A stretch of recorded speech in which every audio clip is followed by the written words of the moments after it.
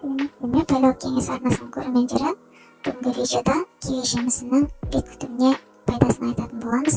Видеомызды бастамас бұрын каналымызға тіркеліп, лайк басып пікір қалдыруды ұмытпаңыздар. Сұлу болу үшін бет күтіміне аса мән беру керек. Ең болмаса аптасына бір рет маска жасап, теріні жаңартқаныңыз абзал. Киви жемісі бет күтіміне арналған қоспаларды дайындауға көмектеседі. Нұрландыратын маска бір тізеге алып, тазартып езбе дайындаңыз. Бет асқасы езеге бір шай қасық бал мен бір шай қасық қаймақ қосыңыз. Қоспаны бет мойын мен тезеге жағып, 10-15 минуттан соң жылы сумен жуып, салқын сумен шайыныңыз.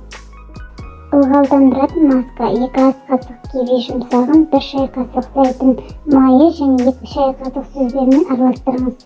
Масканы бетке жағып 10 минут күтіңіз.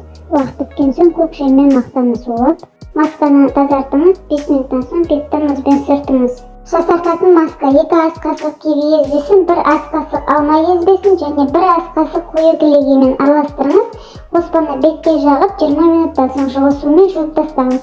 Бетті мұзбен немесе салқын газсыз минералды сумен жуыңыз, бетіңіз өздігінен кеткенінше күтіңіз. Сүлгімен сүртудің қажеті жоқ. Ағартатын маска 2 ас қасық киви езбесін, 1 шай қасық картоп крахмалы мен 1-2 шай қасық лимон шырынымен араластырыңыз.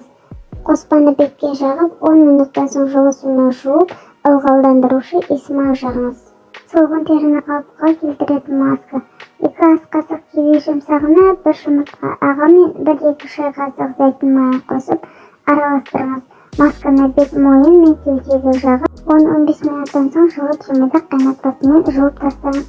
Егер күнде бетіңізді кивимен сүртіп тұрсаңыз, тері түсі жақсартады, ал шашты өсіру үшін киви шырынынан басқа жағып, 30 минуттан соң жуып тастаңыз. Достар, осылайша видеодағыдай маскаларды жасап көрсеңіздер, оң нәтижесін байқай бастайсыздар. Каналға тіркеліп, лайк басып пікір қалдыруды ұмытпаңыздар. Келесі видеода кездескенше сау болыңыздар.